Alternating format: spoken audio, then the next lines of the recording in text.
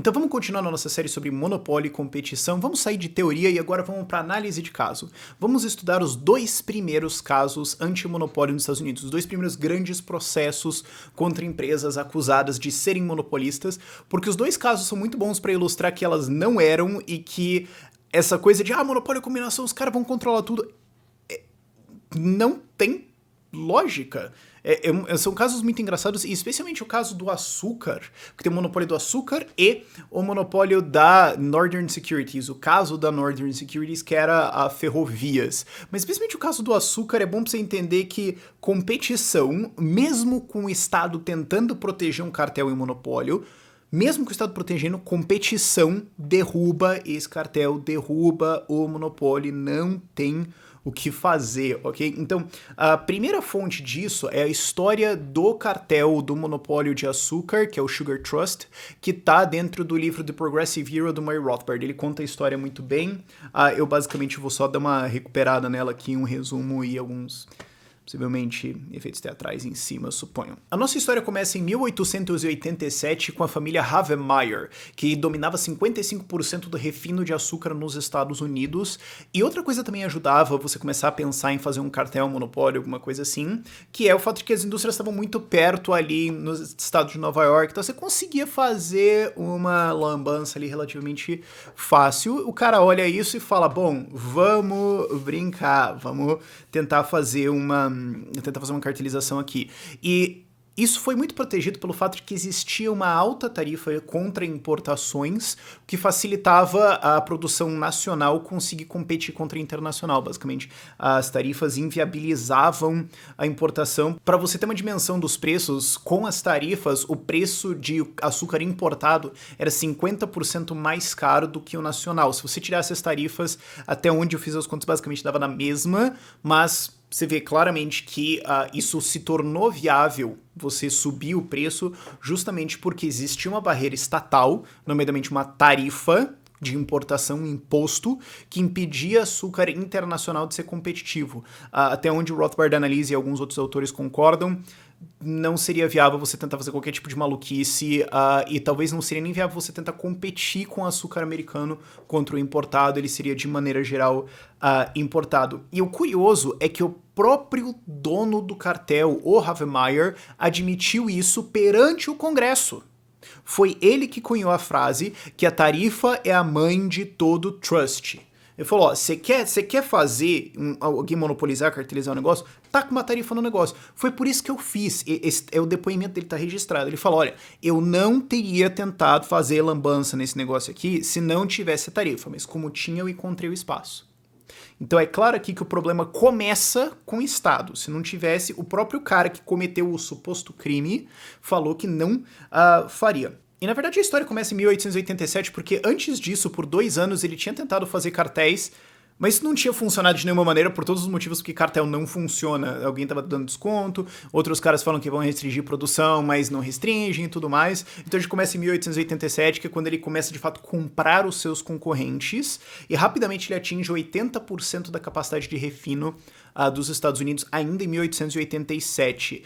E ele consegue subir o preço, sim. Ele consegue subir o preço de 6 centavos por libra de açúcar refinado para 7 centavos e 64. Você pode falar centavos. Cara, teve muita inflação de lá para cá, preços eram muito menores, ok? Se eu não me engano, o orçamento do governo federal americano inteiro nessa época era tipo 800 milhões de dólares, alguma coisa assim, que hoje mal paga o café da Casa Branca, ok? Então, preços vão ser menores. Mas sim, de fato ele conseguiu subir o preço de 6 centavos para 7,64 em 2 anos, só que aí, a gente tá falando de 1889, os independentes entram nesse processo todo enquanto ele estava subindo o preço. Acontece o que qualquer economista que entende oferta e demanda fala que vai acontecer, os competidores falam, cara, ó, você tem 80% do mercado, mas a gente tem 20%.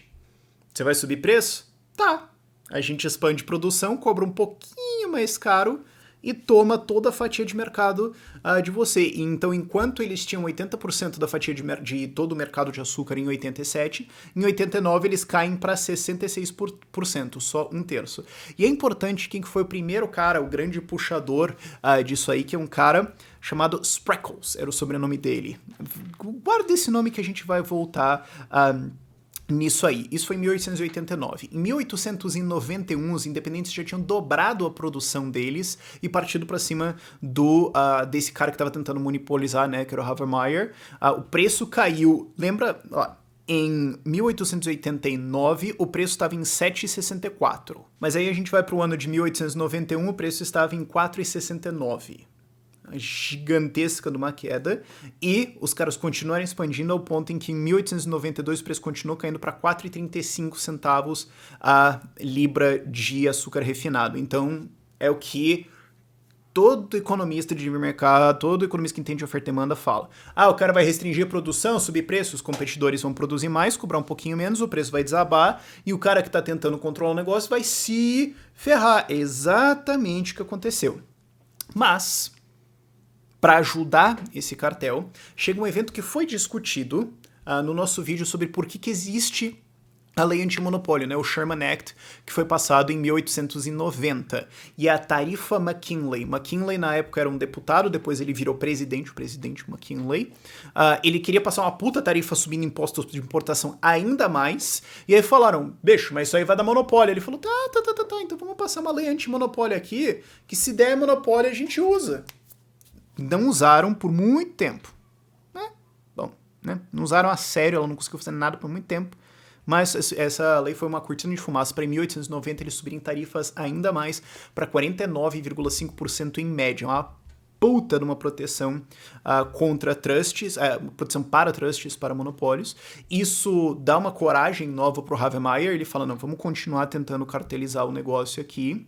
E ele continua comprando os seus concorrentes, inclusive compra os Spreckels, que era esse cara que chegou sentando a porrada nele, fazendo refinarias em outras cidades, e ele consegue alcançar 95% do mercado de refino de açúcar nos Estados Unidos em 1892, apesar dos preços estarem caindo. Ele vai comprando todo mundo, desesperadamente tentando manter o negócio, falando, não, tá caindo, mas vamos controlar. Passaram uma tarifa aqui, o Estado tá nos ajudando, compra os caras que vai dar bom. Certo? Errado. Independentes competidores entram de novo tentando garfar o negócio do cara. Falam, cara, você vai gastar pra caramba? Legal, então você vai ter que fazer esse dinheiro valer a pena. Duvido que você consiga fazer. Eu vou conseguir produzir aqui, eu consigo estar numa localização mais eficiente, digamos que você está concentrado numa certa área, eu estou mais perto, olha só, é mais fácil para mim, e continuam baixando o preço. E aí que é legal que também entram os trolls. Porque quando você tem alguém que fala, eu vou comprar todos os meus concorrentes, alguém chega e fala, opa, eu tenho uma ideia de negócio. Eu tenho uma ideia de empresa. Você vai comprar qualquer refinaria de açúcar, né? Eu vou começar a fazer refinaria de açúcar para vender para você. E se você não comprar, eu opero ela. Porque eu não preciso ser bom. Se a gente estivesse realmente competindo, eu precisaria ser bom. Mas como o teu rolê inteiro é subir preço e não realmente ser um competidor, um inovador e tudo mais, se eu for medíocre pra ruim, eu ainda ganho uma grana, porque você tá fazendo o favor de subir os preços. Obrigado. Então, você consegue chantagear o cara. E aí entra o troll. Um dos trolls é o Adolf Siegel. Ele fez a façanha de conseguir vender pro Havemeyer, pro cara que tava tentando monopolizar o refino de açúcar, ele conseguiu a façanha de vender para ele uma refinaria de açúcar que não funcionava. Porque pro refino de açúcar você precisa de água, a fábrica não tinha acesso a uma fonte de água para fazer o refino, então a fábrica era totalmente não operacional. E o cara comprou. Eu adoro como isso acontece em histórias anti-monopólio sempre. Mas enfim, segue o jogo. Mas aí nós estamos no ano de 1894. O preço do açúcar refinado agora, a libra de açúcar é 4,12. Continua caindo apesar dos esforços do Havemeyer para monopolizar o negócio. E ele está agora com 85% da fatia de mercado. Lembre-se que ele tinha antes 95%. Então, mesmo ele comprando a competição, mesmo ele comprando fábrica inútil, mesmo com tarifa protegendo, o cara perde 10% do mercado em um ano. E é em 1895 que ele toma um processo antitrust. O governo federal chega e fala, vamos finalmente vir pra cima desses caras. Agora vamos acabar com essa farra aqui, você vai responder pelos seus atos. E o processo foi um desastre completo de uma ponta até a outra, porque, para começo de conversa, O problema de um monopólio, de um trust, de uma combinação dessas, é que o cara pode restringir produção para subir preços e abusar de você. Mas se o cara só gasta uma puta grana para comprar todos os concorrentes, baixar preços e tudo mais, para tentar, sei lá, fazer aquele preço predatório e tudo mais, para depois ganhar dinheiro, mas ele nunca consegue subir o preço e de fato ganhar dinheiro, ou se ele de fato consegue subir o preço por tipo 1 ano ou 2, como os caras conseguiram, mas na maior parte do tempo ele tá competindo pra caramba e perdendo dinheiro, então na prática esse idiota tá redistribuindo dinheiro de rico pra consumidor. Na prática é isso que tá acontecendo. O problema é só se o cara de fato conseguir subir preço e ganhar mais dinheiro do que ele perdeu tentando monopolizar o negócio, comprando coisas por valor mais alto do que normalmente seria, sendo trollado por gente que vendia fábrica não operacional pra ele, etc. E isso nunca foi debatido no julgamento. O julgamento não debateu preços, eficiência, e o cara tava de fato... Não tinha esse debate. Então mesmo que ele fosse condenado, ele seria condenado em nenhuma base, porque não foi provado e nem sequer debatido se de fato ele tinha ganho alguma coisa disso. Pode ser que uma análise econômica chegasse à conclusão que o cara é um mocorongo gigantesco e ele seria inocentado ou talvez condenado pela tentativa, mas seria um caso curioso, né? Você é condenado por incompetência em tentar cometer um crime, tipo... condenação um pouco estranha. Se bem que você tem tentativa de homicídio, né? Mas é diferente nesse sentido, né? Porque no caso você só perdeu um monte de dinheiro. Tipo, você ajudou os clientes que você estava tentando prejudicar. É uma situação realmente curiosa. Mas ele é inocentado, Havemeyer é inocentado, justamente porque a corte decide... Não, pera. Gente, ó. Lendo a lei aqui, a lei diz que é crime você fazer restrições de comércio. E o cara aqui é um produtor, ele faz manufatura, ele produz açúcar refinado. Ele não vende. Não é o comércio em geral, ele só vende para os fornecedores, mas é outras coisas que ele vende. Então, assim, tecnicamente, o que ele está fazendo está fora do escopo da lei, então não vale. Inocente. Mas caso você queira os dados econômicos mesmo, se a gente fosse fazer esse debate a sério, primeiro que análises posteriores mostraram que quando eles estavam sendo processados, a empresa era menos lucrativa do que antes, então não estava valendo a pena. Inclusive a margem de lucro em cima, né, do açúcar era 1,4 centavos em 1882, antes do cara sequer tentar um cartel. Porque lembre-se, a história começa em 1887, ele tentou cartéis a partir de 1883, então em 82 ele não estava fazendo nada e ganhava mais dinheiro, sendo que a margem de lucro passou para 0,882, né, menos de 1 centavo por libra de açúcar. Então, em 1895, quando ele tomou o processo, então, na verdade, piorou. E aí? E aí o que algumas pessoas podem pensar? Bom, então aí ele escapou do Estado e daí ele conseguiu fazer o monopólio dele. Não. É tipo a história do Joãozinho que só se ferra e cai no buraco, cara. E daí o Joãozinho cai no buraco, daí ele cai em outro buraco, daí ele cai em outro buraco. E daí a história acaba porque uma hora você fala, meu Deus do céu, o cara não aprende. Você pensa, não, o cara escapou e tudo mais, então agora ele está livre para cometer crimes. Não, agora ele está livre para continuar enfrentando a sua competição. Um pessoal chamado os irmãos Arbuckles, conseguem entrar no mercado, porque, de novo, você está tentando fazer maluquice? Tá bom, vamos chegar lá, vamos ganhar dinheiro em cima. Eles conseguem entrar no mercado, conseguem cobrar um preço mais barato, conseguem ser mais eficientes e ainda produzir um açúcar de maior qualidade, ainda incomodando pra caramba esse cartel, monopólio, tentativa dos Havemeyer. Dos Havemeyer, não tem um R, de onde que eu coloquei um R? Paranaense dose, né? Mas enfim. Aí o que acontece... Eu não sei se foi realmente isso que aconteceu, mas eu suspeito... Porque em 1897, 2 anos depois, chega as Dingley Tariffs. São as tarifas feitas por um cara chamado Dingley. Difícil levar a sério um parlamentar com esse nome, mas enfim. E a tarifa de importação. Mais tarifa de importação no açúcar. Agora subindo o preço do açúcar para importação em mais 18%. Será que o cara foi lá chorar pro político para ver se consegue mais uma barreira, para melhorar o negócio, para garantir a defesa dele? É possível. Agora, é meio difícil você acreditar que quando você tem um mamute tão grande no mercado, porque embora ele tenha perdido o market share, o cara ainda tinha 85% do mercado, é difícil você achar que algum deputado, assim, da cabeça dele, assim, uau, teve a ideia de dar uma puta barreira contra importações que vai ajudar essa grande empresa, assim, espontaneamente. É uma tese um pouco difícil da gente entender. Mas mesmo com essas tarifas... mesmo tendo isso inocentado no caso, não tendo mais estado nas costas dele. Em 1898 ele continua perdendo fatia de mercado, ele continua perdendo market share e só tem 75% da fatia de mercado. Perdeu 20% em o quê? 2 ou 3 anos. Bizarro. Aí ele fala, não, tá... Ô, pessoal dos irmãos Arbuckle aí, vamos conversar, vamos fazer um cartel? Vai. A 9ª vez é da sorte, vai. Pergunta pra qualquer cara que defende comunismo, ele vai te falar que dessa vez vai dar certo. Então vamos tentar fazer esse cartel aqui. Eles conseguem até fazer alguma coisa. Em 1902 eles têm 90% da fatia de mercado. O preço sobe de 4 centavos e 50 para 5,32. 4 centavos e 50 em 1897 para 5,32 em 1900. Mas aí o que acontece? Lembra de um cara que eu falei pra você lembrar no nome? Um tal chamado Spreckles. Ele volta, ele fala... Então, gente, só porque eu tinha um grande negócio de açúcar e eu sabia refinar esse negócio, eu sabia gerir pra caramba, e vocês me compraram e me deram uma puta grana, não quer dizer que eu não possa entrar de volta no mercado quando for uma boa ideia, usando o dinheiro que vocês me deram pra ganhar dinheiro em cima de vocês, tentando subir o preço. Obrigado por serem mocorongos desse tanto.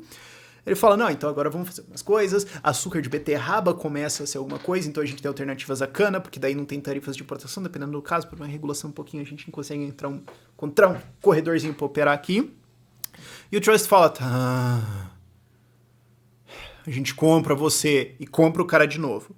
Então o cara conseguiu vender todas as empresas dele 2 vezes para uns caras que estavam tentando monopolizar. Só que em 1905... o Trust fala, esse Trust de açúcar, a família Havemeyer e esse cartel que já não estava dando muito certo com os Arbuckle, fala, cara, chega, eu desisto. Não dá dinheiro. Em 1887 eles começaram, em 1905 eles desistem. A estratégia não funciona, eles gastaram muito, eles foram trollados, eles compraram um cara 2 vezes... Eles foram processados e conseguiram sobreviver, mas eles encaram a coisa. Mesmo tendo, em 1905, 70% da fatia de mercado... Rafael, não era 90% lá quando eles fizeram o cartel só 3 anos atrás? Pois é, né? A competição continua quebrando a perna dos caras. Mesmo tendo 70% do mercado, eles desistem. Chega de comprar os caras, vamos só tentar operar uma empresa mesmo. A incompetência é demonstrada e 12 anos depois, em 1917, eles têm apenas 28% do mercado de refino de açúcar dos Estados Unidos. Não funcionou, não deu dinheiro, não adiantou, eles desistiram, eles foram trollados. É a história que você imaginaria se você entende oferta e demanda de o que acontece quando alguém tenta fazer um cartel, tenta ser engraçadinho em condições de livre mercado. E pior que nem era livre mercado, você tinha proteção do Estado ainda em cima. E mesmo com toda essa que certamente favoreceu eles, não adiantou. Então você tinha tarifas de mais de 50% depois da tarifa do Dingley, você tinha um monte de proteções, você tinha os caras conseguindo escapar da lei, e mesmo assim, não adianta. O livre mercado vence. Isso posto, a gente vai para o caso da Northern Securities, que ele não só prova como a lei é meio maluca e como a discussão nunca era se realmente a empresa está explorando as pessoas ou não, e sim o formato legal delas, mas ela também prova que isso, na verdade, era tudo um processo político, ok? Porque a gente tem envolvido aqui a família mais rica e mais importante dos Estados Unidos, que é a família Morgan, a Casa de Morgan. E aí eu sugiro que você não só leia o livro do Armentano, que é o Antitrust and Monopoly, mas também a biografia dos Morgan, feita pelo Ron Chernow, que se chama The House of Morgan, ou só House of Morgan, que tem todo esse caso explicitado lá, a visão da família do caso, porque daí você vê toda a parte política da coisa. Então, qual que era o caso? Contexto um pouquinho. Ferrovias eram o grande puta negócio nos Estados Unidos depois da Guerra Civil e ainda na virada do século ainda era um grande negócio. Então, você tinha empresas começando a ficar grandes e relevantes, mas ferrovia era onde estava a grana. E se tinha uma coisa que os Morgan gostavam, além de ganhar dinheiro com guerra, né? Pô, se tem alguém querendo matar um monte de gente por motivos nacionalistas e maluquice, pô, tô ali pra emprestar dinheiro e ganhar dinheiro com sangue alheio, cara. Se tem uma coisa que eles adoravam fazer fora isso, era tentar, era mexer com ferrovia e especialmente tentar fazer cartel nelas. Eles tentaram várias vezes, falharam em todas, e Eles eram donos de várias ferrovias, inclusive estavam envolvidos em ferrovias transcontinentais. E no caso envolve duas transcontinentais e uma ferrovia que tinha alguma coisa lá que levava gado do interior para Chicago e tudo mais. As duas ferrovias eram a Northern Pacific e a The Great Northern. São as grandes transcontinentais do norte nos Estados Unidos. E eu gosto especialmente da história da The Great Northern, porque ela é a transcontinental que foi feita de maneira privada, porque, tangente, mas é super legal. Quando foram fazer as transcontinentais, elas, na verdade, foram 3 grandes escândalos de corrupção estilo Copa no Brasil. O governo decidiu, vamos fazer uma transcontinental, opa, que legal! E começaram a dar subsídios para empresas fazerem. E as empresas eram geralmente de políticos ou com sócios secretos que eram políticos ou juízes do Supremo, ou o vice-presidente, e as empresas que essas empresas contratavam para comprar, tipo, pás ou material de construção, enfim, também eram empresas de políticos e todas elas estavam recebendo subsídios do governo, era um negócio, assim, absurdo. Elas custaram mais ou menos o dobro do que elas deveriam custar por causa de desvio de grana. E curiosamente também teve um caso que elas eram subsidiadas para quilômetro construído. Então o que acontece é que uma delas, uma saiu do Atlântico e outra saiu do Pacífico, elas tinham que se encontrar no meio. Aí quando elas se encontraram, bom, como você ganha por quilômetro construído, uma passou a outra. E daí você teve que falar, não, chega, vou colocar o prego aqui, chega. Eles começaram a construir coisa desnecessária, depois teve subsídio pra... porque daí alguém argumentou, olha, mas é que construir na inclinação é mais difícil, né? E daí criaram um subsídio, dependendo do ângulo da serra que você estava enfrentando. E daí, claro, os caras começaram a construir ferrovia vertical, né? Que não conseguia nem ser subida pelas máquinas, pelas locomotivas que existiam nos Estados Unidos na época. Foi uma puta maluquice. As 3 faliram, foi um negócio fantástico, assim. Bem Copa no Brasil mesmo. Mas daí teve um cara, James J. Hill, que é um dos meus heróis pessoais, eu adoro o cara. Ele teve um acidente com arco e flecha quando ele era criança, perdeu a visão no olho, perdeu o pai cedo, teve que largar os estudos pra trabalhar e tudo mais. Seria o cara que seria coitadizado pra caramba no Brasil, trabalhou com uma porrada de coisa e eventualmente ele entrou em ferrovias.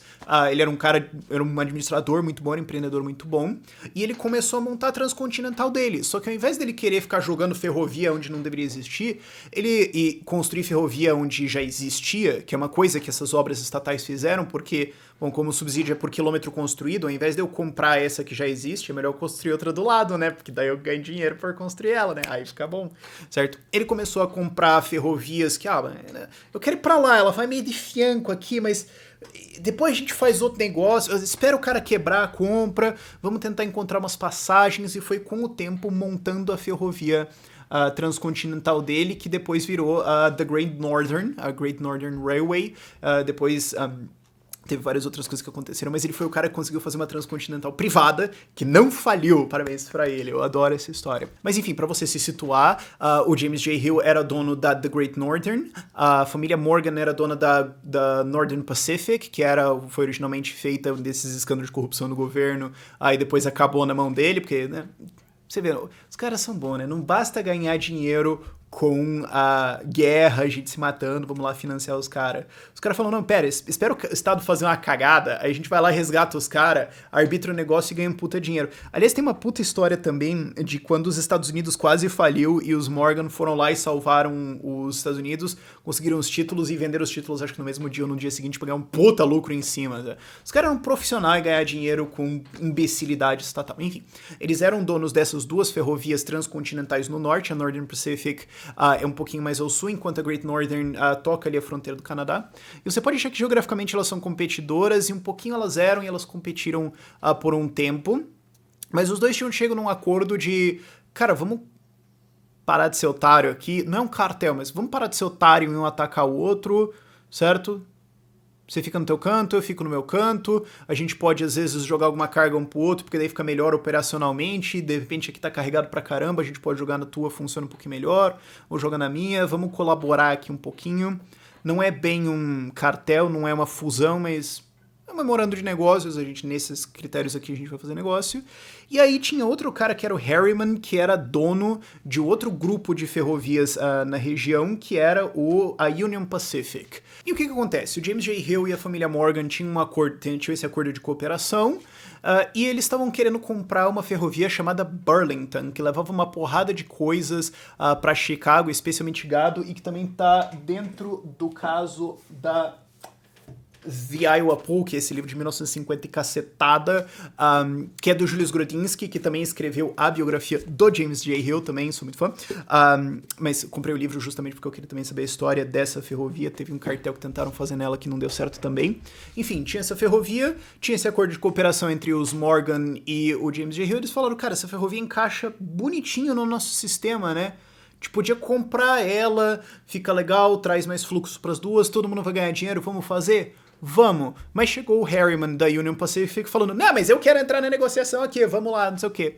E fizeram um acordo pro Harriman ser excluído da negociação. Falou, ô bicho, não, sai, não, você não tá convidado, vamos conversar aqui. Conseguiram comprar a Burlington, conseguiram fazer um sistema de ferrovia que fazia mais sentido, e o Harriman ficou putaço. E o que o Harriman faz? Ele se aproveita do fato de que na época o governo americano tinha armado uma puta bolha de crédito, eles tinham mudado as legislações bancárias e tudo mais, de como um banco tem que se estruturar, de quem tem que ter dinheiro. Isso fez uma puta expansão monetária, uma puta expansão de crédito, tinha dinheiro pra todo lado, pra qualquer cara fazer uma ideia imbecil na cabeça dele. E o Harriman fala, eu tenho uma ideia imbecil, vamos lá.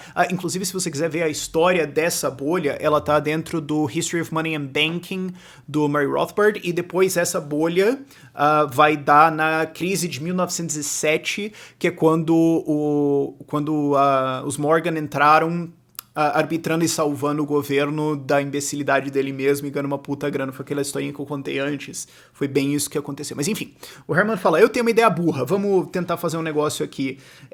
Eu autorizo todos os meus emissários, toda a minha galera aqui, a tentar comprar ações da ferrovia do Morgan, a Northern Pacific, a qualquer preço. Senta, compra, cara. Pega minha grana aí, pega os créditos, faz isso aqui, comprem as ações. Caçem e comprem tudo. Por quê? Porque eu quero a ferrovia do Morgan. Eu vou atacar as ações dele. Ué, eu quero essa negociação, eu queria fazer esse negócio, os caras vão me excluir. Tá bom, bicho, vamos. Pau, eu vou comprar esse negócio teu aí. E o que acontece? O Morgan autoriza a defesa. Ah, é? Não. Então vamos também nós se defender aqui, vamos comprar esse negócio.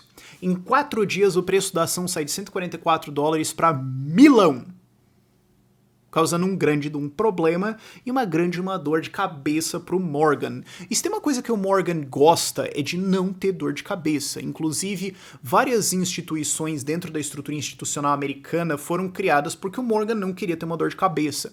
Uma delas foi a comissão que regulava o comércio interestadual de ferrovias, porque o Morgan cansou de ter competição nas ferrovias e tudo mais, porque ele tinha ferrovias, e falou, cara, não, uma puta dor de cabeça, seria tudo legal se fosse tipo um cartelzão muito maneiro, né? Mas eu não consigo fazer isso por mais que eu tente, então vamos pedir pro Estado criar uma comissão aqui, daí o Estado falou que criou.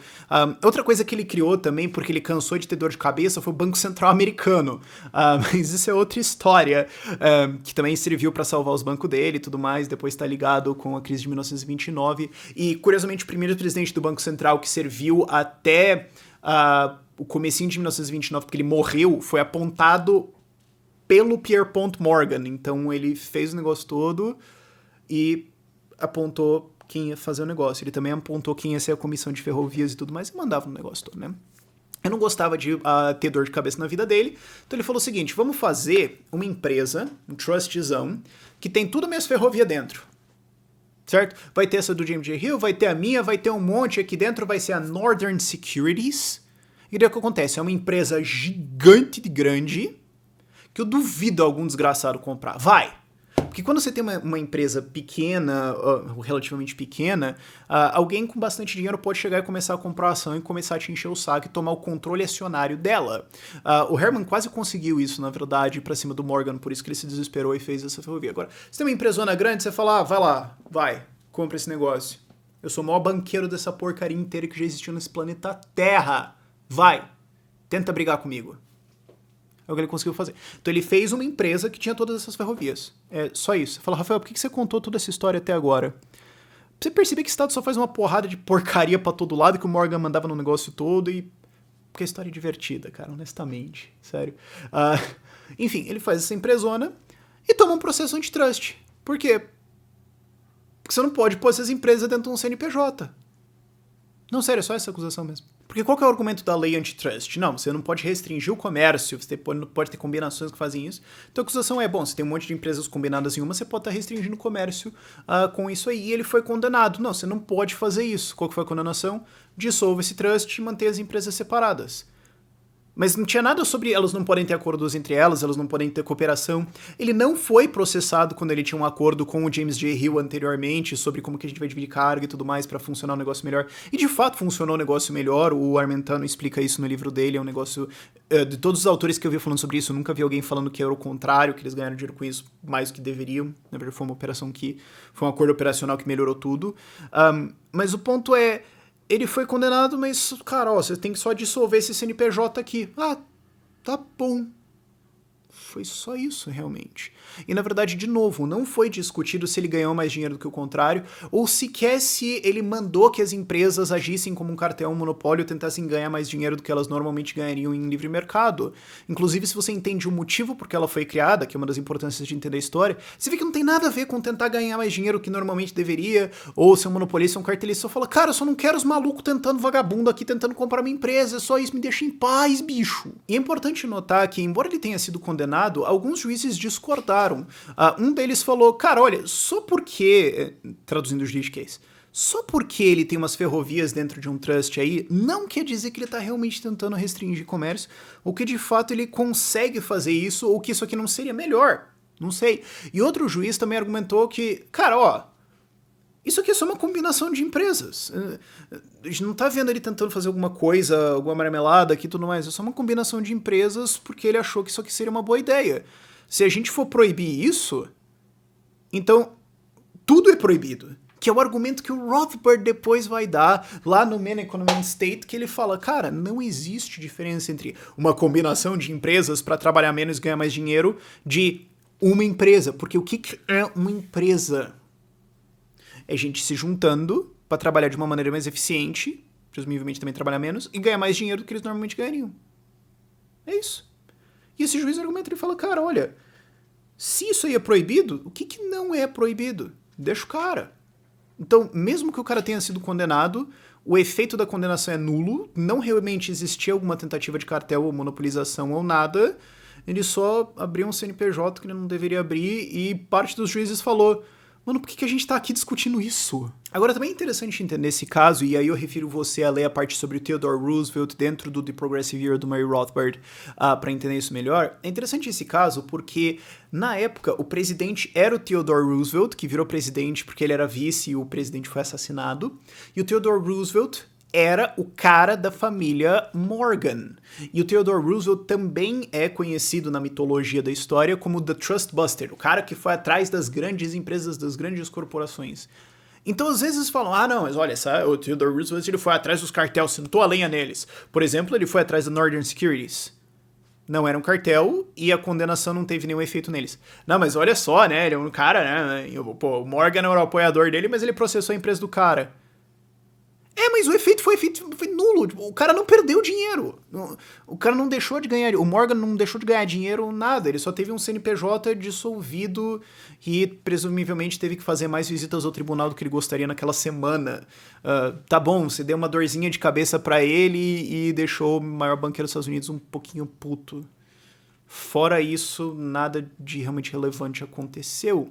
E a outra coisa também dentro da história desse processo é que o Theodore Roosevelt era realmente quase um cone dos Morgan em vários sentidos, ao ponto em que ele aprovava discursos e propostas, ideias dele com pessoas que trabalhavam para os Morgan. Inclusive o discurso de inauguração dele foi aprovado pelo cara que era o mão direita do Morgan.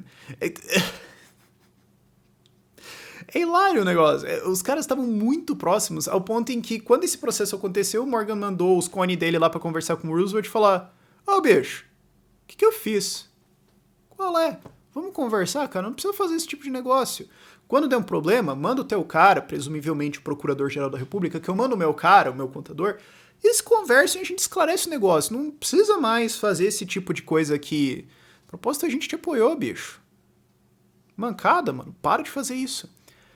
E embora nos próximos anos os Morgan tenham de fato tentado fazer vários monopólios e cartéis, eles não foram mais processados em antimonopólio pelo Theodore Roosevelt. É importante notar, como a lei é federal e o Roosevelt era presidente, Theodore Roosevelt, você pode achar o nome familiar, era tio depois do Franklin Delano Roosevelt, que é o cara do New Deal, tá? Caso você estivesse vendo. O presidente era o Roosevelt e o presidente decide quem que vai ser processado. Ele chama o procurador-geral e fala, ô, mano, processa os caras ali, ó, senta a pua. Ou ele liga pro cara e fala, para com esse processo. Chega. Isso acontecia. Então era discricionário dele, que era cone dos Morgan, processar os caras.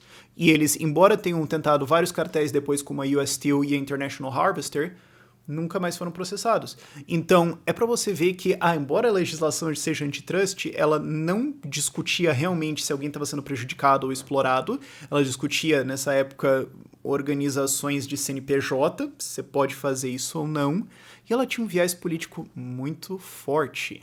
Ela foi usada nesse caso, e daí você pode ir ao público, o Theodore Roosevelt falar, eu sou o cara aqui que tá combatendo trusts e tudo mais, quando na verdade não tem nada acontecendo. Mas se você quiser, você pode não processar os seus brother, que são os maiores banqueiros do país, e deixar eles fazerem o que eles quiserem, e depois eles de fato fizeram, né, com a US Steel e a International Harvester. O que o Theodore Roosevelt de fato fez, e é o objetivo do nosso próximo vídeo, é o uso político do Sherman Act para ir atrás de oponentes políticos, no caso a família Rockefeller, os donos da Standard Oil. E a gente vai ter o próximo vídeo.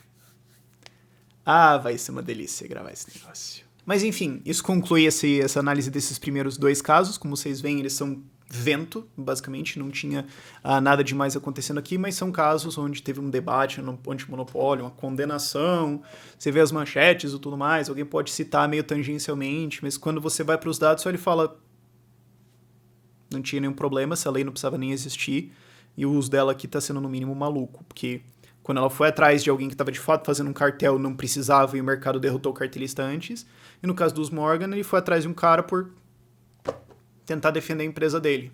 E daí, se ele tivesse de fato sido prejudicado, né, não realmente muito foi, se ele de fato tivesse sido prejudicado, ele teria sido prejudicado por tentar fazer um negócio mais eficiente e que, por ser mais difícil de comprar, também não geraria essas putas distorções e bolhas de bolsa por alguém tentando comprar um negócio fazendo maluquices.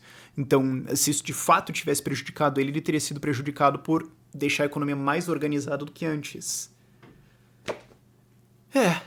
A história antimonopólio é por aí. Enfim, vejo vocês no próximo vídeo. Por esse aqui é isso. Tchau, tchau.